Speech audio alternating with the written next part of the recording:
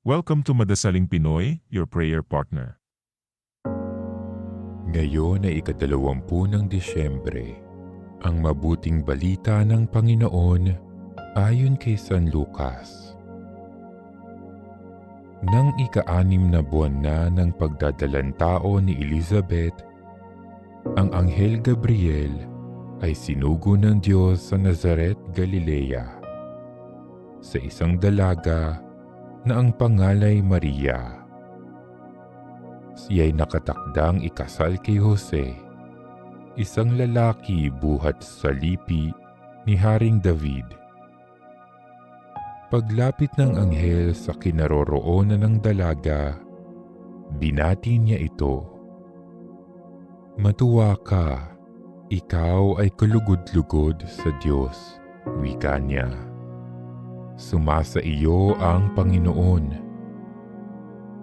Nagulumihanan si Maria sa gayong pangungusap at inisip niyang mabuti kung ano ang kahulugan niyon.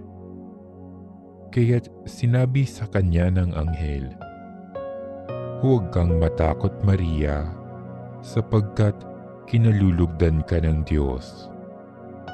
Makinig ka. Ikaw ay maglilihi at manganganak ng isang lalaki, at siya'y tatawagin mong Jesus. Magiging dakila siya at tatawaging anak ng kataas-taasan. Ibibigay sa kanya ng Panginoong Diyos ang trono ng kanyang amang si David. Maghahari siya sa angkan ni Jacob magpakailanman, at ang kanyang paghahari ay walang hanggan." "Paanong mangyayari ito, gayong ako'y dalaga?" tanong ni Maria.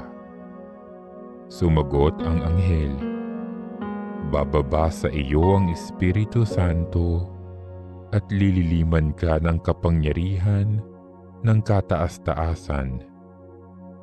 Kaya't banal ang ipanganganak mo at tatawaging anak ng Diyos. Natatandaan mo ang iyong kamag-anak na si Elizabeth. Alam ng lahat na siya'y baog, ngunit naglihi siya sa kabila ng kanyang katandaan. At ngayoy ika-6 na buwan na ng kanyang pagdadalang tao, sapagkat walang hindi mapangyayari ang Diyos." Sumagot si Maria, "Ako'y alipin ng Panginoon. Mangyari sa akin ang iyong sinabi." At nilisan siya ng anghel. Ang mabuting balita ng Panginoon.